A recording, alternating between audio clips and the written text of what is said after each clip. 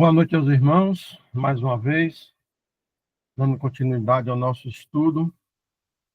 Iremos para o livro Cartas a um Novo Convertido, de Edward Dennett. O ponto, oração. Só lembrando os irmãos reunidos à mesa que desejarem fazer algum comentário, estejam à vontade. Prezado irmão, resta apenas mais um assunto para lhe apresentar nesta série de cartas.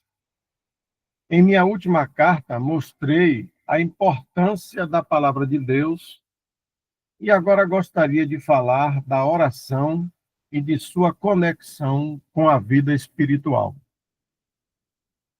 Ambas as coisas, a palavra de Deus e a oração, estão sempre ligadas. Assim também foi nos benditos afazeres da vida de nosso Senhor. Após um longo dia de ministério, encontramos um registro como este, Atos. Porém, ele retirava-se para os desertos e ali orava. Lucas, capítulo 5, versículo 16. E aconteceu que naqueles dias subiu ao monte a orar e passou a noite em oração a Deus. Lucas, capítulo 6, versículo 12. O mesmo encontramos nos primórdios da igreja, pois quando surgiram dificuldades com respeito à distribuição das ofertas dos santos, o apóstolo disse: não é razoável que nós deixemos a palavra de Deus e sirvamos às mesas. Nós perseveraremos na oração e no ministério da palavra. Está lá em Atos, capítulo 6, versos 2 a 4. O apóstolo Paulo também uniu a palavra de Deus à oração quando descreveu a armadura completa de Deus. Tomai também o capacete da salvação e a espada do Espírito, que é a palavra de Deus, orando em todo o tempo, com toda a oração e súplica no Espírito, previsto em Efésios, capítulo 6, versículos 17 e 18. Temos, além do mais, exortações diretas para a oração, como, por exemplo, perseverai na oração, orai sem cessar, etc. Romanos, capítulo 12, verso 12. 1 Tessalonicenses, capítulo 5, verso 17, o quinto. E também Lucas, capítulo 18. Se você ler também as introduções das epístolas de Paulo, verá como ele próprio agia de acordo com as suas exortações. À medida que você for seguindo o caminho do apóstolo, como nos é traçado no livro de Atos, chegará a pensar que ele nunca fez coisa alguma além de pregar. Mas, ao ler as introduções e... Pode subir?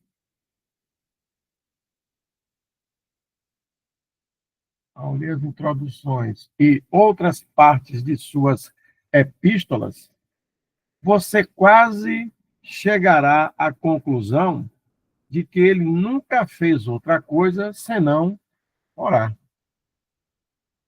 Aproximando-se do exemplo de nosso bendito Senhor em seus incansáveis trabalhos, iremos encontrar que ele descobriu, sim, que ele até mesmo aprendeu a necessidade de esperar constantemente em Deus. De modo semelhante, a oração é uma necessidade para cada filho de Deus, pois em nós mesmos somos fracos e incapazes, totalmente dependentes, e a oração nada mais é do que a expressão de nossa dependência naquele a quem oramos. Sendo dependentes de Deus para tudo, nossas próprias necessidades nos levam correndo à sua presença. E pela liberdade de acesso que temos por meio de Cristo, graças ao lugar que ocupamos e em virtude do parentesco que desfrutamos, é mister que cheguemos, pois, com confiança ao trono da graça, para que possamos alcançar misericórdia e achar graça a fim de sermos ajudados em tempo oportuno. Previsto em Hebreus, capítulo 4, verso 16.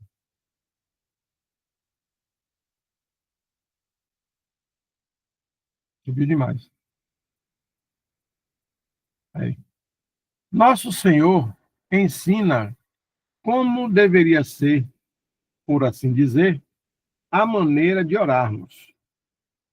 Falando aos seus discípulos acerca da época quando ele estaria ausente, ele diz: E tudo quanto pedirdes em meu nome, eu o farei. E mais uma vez, se pedirdes alguma coisa em meu nome, eu o farei. João, capítulo 14, versos 13 e 14. Duas coisas estão envolvidas nisto. O nome de Cristo é nossa garantia para nos apresentarmos diante de Deus, diante do Pai, recordando-nos de que nossas únicas credenciais para essa aproximação encontram-se em Cristo somente. Com certeza, isto nos dá confiança. Se fosse para pensarmos em nós mesmos, em nossas falhas e indignidades, nunca iríamos nos aventurar a entrar na presença de Deus. Mas quando os nossos olhos estão voltados para Cristo, para o que ele é em si mesmo, o que ele é para Deus e o que ele é para nós, lembramos-nos de que entramos na presença de Deus em toda a infinita aceitação que Cristo ali desfruta. Somos levados a compreender que Deus tem prazer em nós, em nos aproximarmos em nossas lágrimas e orações. Somos, assim, encorajados a nos aproximarmos de Deus e a derramarmos nosso coração diante dele a qualquer hora de tribulação ou necessidade. Mas pedir em nome de Cristo é mais do que usar o seu nome como uma credencial de acesso. Trata-se, na verdade, de nos apresentarmos diante de Deus munidos de todo o valor e autoridade daquele nome. Se, por exemplo, eu vou a um banco para sacar o dinheiro de algum cheque que recebi, estou retirando aquele valor em nome da pessoa que assinou o cheque. Do mesmo modo, quando me apresento diante de Deus em nome de Cristo, estou apresentando minhas súplicas a Deus com base em todo o valor que aquele nome tem para Deus. É por isso que nosso Senhor diz que, se pedirdes alguma coisa em meu nome, eu o farei. João, capítulo 14, verso 14. Pois se trata verdadeiramente de um gozo para o coração de Deus aceitar toda a petição que é assim apresentada. A promessa é absoluta, sem qualquer limitação, pela simples razão de que nada poderia ser pedido em nome de Cristo que não estivesse de acordo com a vontade de Deus, pois não poderíamos nos valer de seu nome para qualquer pedido que não tivesse sido inspirado em nosso coração pelo próprio Espírito de Deus. 2. No capítulo 15 de João, nosso Senhor nos dá mais instruções a respeito do mesmo assunto. Se vós estiverdes em mim e as minhas palavras estiverem em vós, pedireis tudo o que quiserdes, e vos será feito. João, capítulo 15, verso 7. Podemos conectar isto com outra passagem. E esta é a confiança que temos nele, que se pedirmos alguma coisa, segundo a sua vontade, ele nos ouve. 1 João, capítulo 5, verso 14. Capítulo 5. Não é o algarismo romano, a gente tem um número arábico. Vemos que é segundo a vontade de Deus, o que exclui tudo aquilo que não esteja neste caráter. Mas nosso Senhor diz: tudo o que quiserdes. E isto nos traz diante de um aspecto muito importante da oração. Neste caso, trata-se de algo condicional. Se vós estiverdes em mim e as minhas palavras estiverem em vós, isto é, permanecendo em Cristo, lembramo-nos sempre de nossa dependência dele para tudo e de que, sem ele, nada podemos fazer. E suas palavras, permanecendo em nós, nos moldando conforme a sua vontade, nos fazendo conformes a si mesmo, necessariamente iremos expressar seus próprios pensamentos e desejos e, consequentemente, o tudo o que quiserdes acabará sendo, neste caso, segundo a sua vontade. Será notado, ao mesmo tempo, que o poder de nossas orações depende de nossa condição espiritual. Trata-se de um princípio infalível. O mesmo é apresentado pelo apóstolo João. Se o nosso coração nos condena, maior é Deus do que os nossos corações e conhece todas as coisas.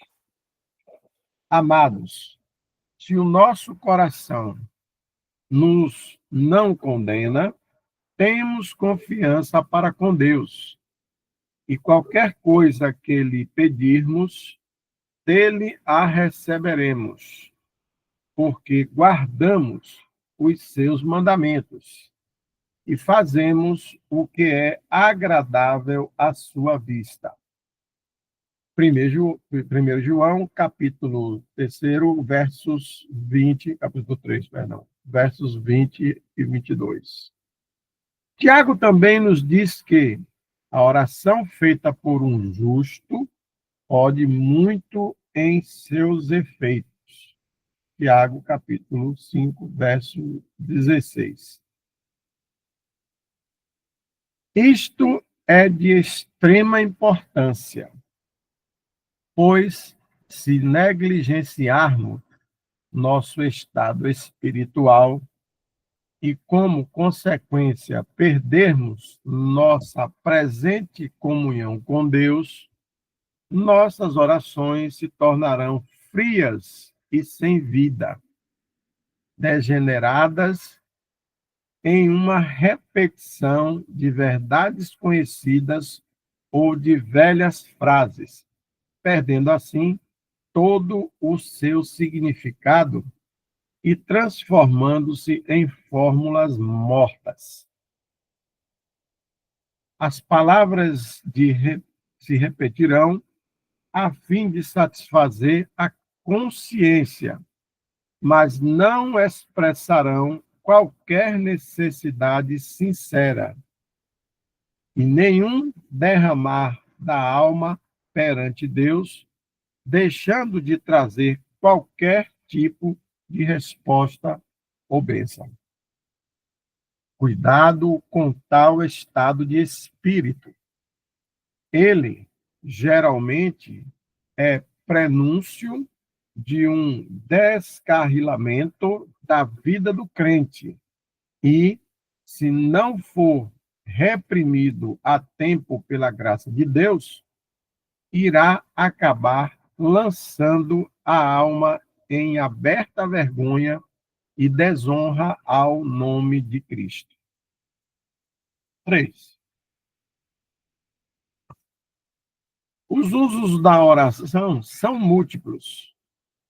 Em primeiro lugar, o Senhor nos associou consigo mesmo em todos os seus desejos. Sim, nossa comunhão é com o Pai e com o seu Filho Jesus Cristo. 1 João, capítulo 1, verso 3. Por isso, Deus espera que o nosso amor seja dirigido para tudo aquilo que é precioso ao seu próprio coração.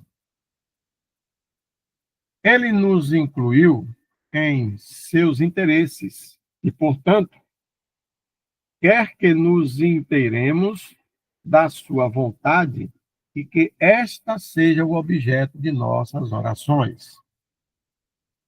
Que imenso privilégio! Ele nos permite percorrer todos os seus propósitos que nos são revelados na sua palavra. Assistir com gozo ao cumprimento dos mesmos. Observar a todos eles convergindo para a pessoa do seu amado Cristo e irradiando da mesma pessoa, enquanto que tudo se reverte em glória ao seu nome. Verdadeiramente, se formos capazes de entrar totalmente no gozo dessa esplêndida posição, pelo poder do Espírito, não deixaremos de ter um assunto ou um motivo para orar.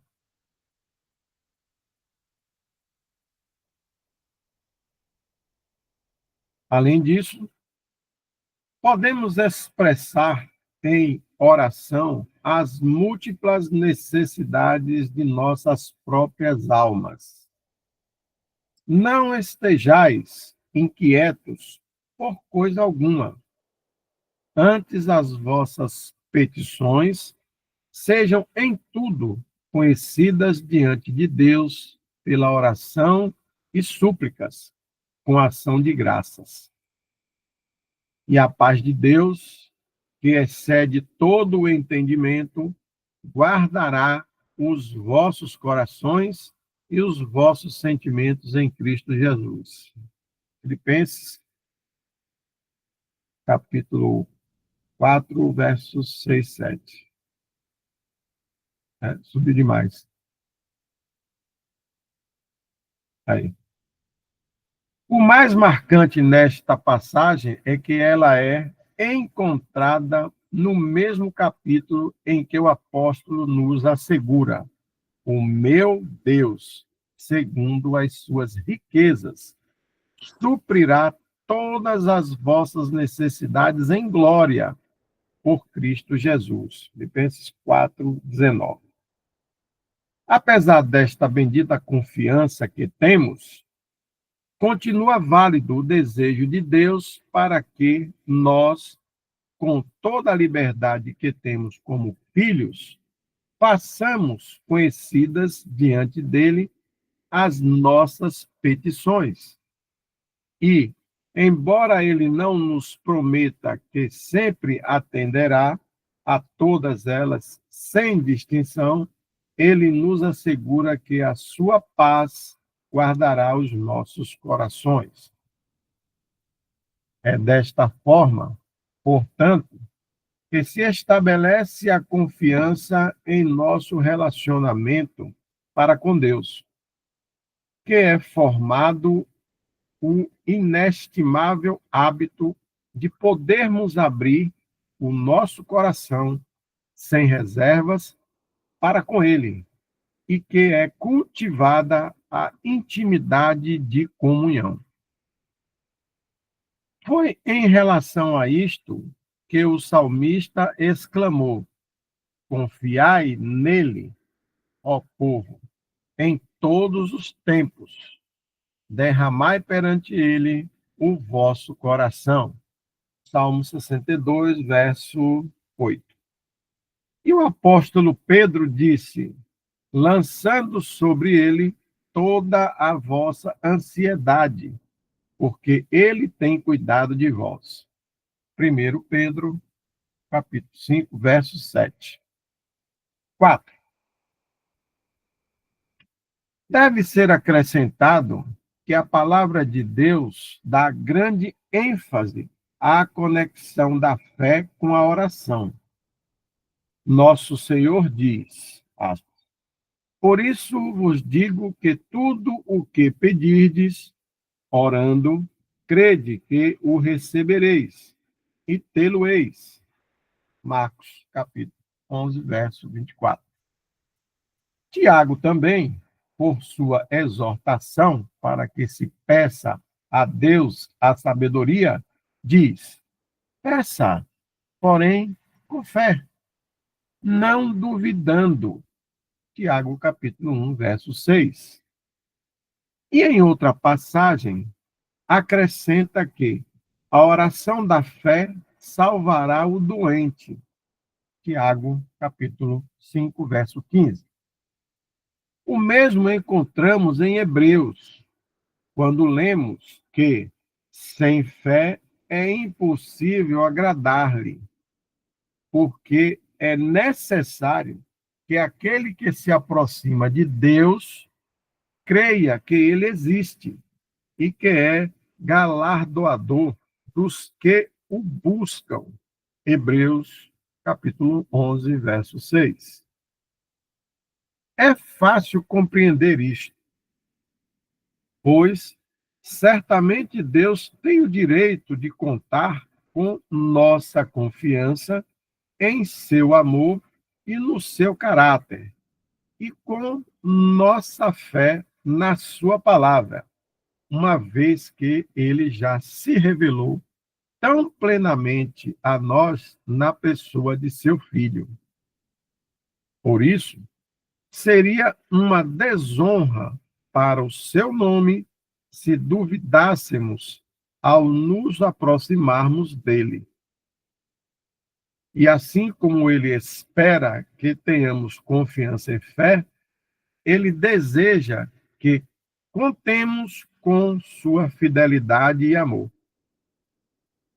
Por isso, o nosso bendito Senhor recorda a seus discípulos: O vosso Pai sabe o que vos é necessário antes de vós olho perdirdes.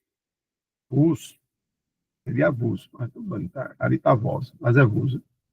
Mateus, capítulo 6, verso 8. E o apóstolo Paulo nos ensina que aquele que nem mesmo a seu próprio filho poupou, antes o entregou por todos nós, como nos não dará também com ele todas as coisas.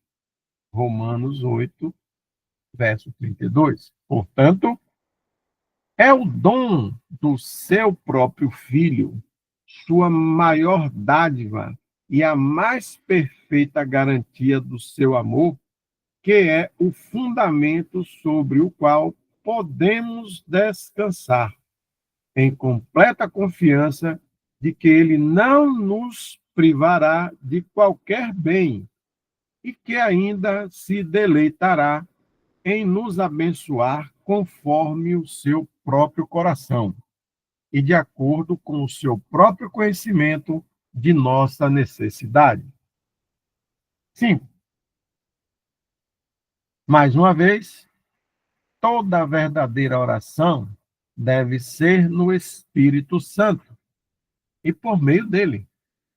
Leia Romanos, capítulo 8, verso 26 e 27, Filipenses 3, 3, Judas, capítulo 1, verso 20. Ele é o poder para a oração, como também o é para toda atividade da vida espiritual. Somos, assim, totalmente dependentes do Senhor Jesus Cristo para termos acesso a Deus, dependentes do Espírito Santo para termos o poder para orar e dependentes de Deus para recebermos as bênçãos que buscamos. Ao seu nome seja dado todo o louvor. Não vou me estender mais do que isto, porém, creio que você entenderá que devo exortá-lo quanto à importância de perseverar em oração.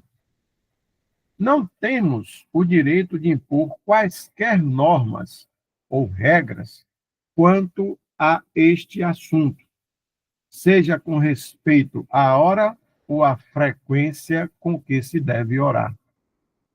Mas de uma coisa você pode ter certeza: nunca é demais orar. E se você permanecer na presença de Deus, encontrará sempre o momento e a disposição necessários à oração. Nossa responsabilidade é orar sem cessar, sempre mantendo sem interrupção a consciência de dependência e de nossa necessidade da graça divina. Assim, estaremos sempre lançando sobre Deus toda a nossa ansiedade, sempre desfrutando de liberdade de coração em sua presença. E, consequentemente, estaremos sempre encontrando, no constante recebimento de suas misericórdias, graça e bênção como respostas às nossas petições, as quais certamente se transformarão em novos temas para louvar e ações de graças. Edward Dennett. Independente do início de algum comentário, eu até lanço uma situação que comumente nós vemos nas denominações, principalmente aqueles que tiveram a oportunidade de lá estar. Nós temos vários tipos de pessoas em todos os lugares, inclusive nas denominações, como também na nossa própria situação de reunidos à mesa do Senhor, aqueles que já foram recebidos ou não. E sempre veio uma pergunta super interessante, sobre o item que tem lá dizendo: pedirdes em nome do Filho e o Pai atende. Essa é uma situação. E também é muito importante o que o Bennett fala sobre estarmos com um fundamento, um fundamento, ou um princípio, não estou lembrado agora, acho que ele colocou fundamento, com o coração em Deus. Então, a pergunta é justamente assim: por que que quando algumas pessoas pedem, não alcançam aquela resposta de Deus? Então, foi dito assim: porque isso só atende aos crentes ou pode ser colocado por Deus àqueles que não são crentes? Bom, primeiro nós temos que entender que Deus, ele pode tudo, tudo. O que ele quiser, ele pode. Se for da vontade dele fazer com que mesmo uma pessoa que não é crente tenha alguma coisa que foi pedido, é uma situação colocada por Deus, mas ele próprio coloca a circunstância do fundamento, de estar o coração nele.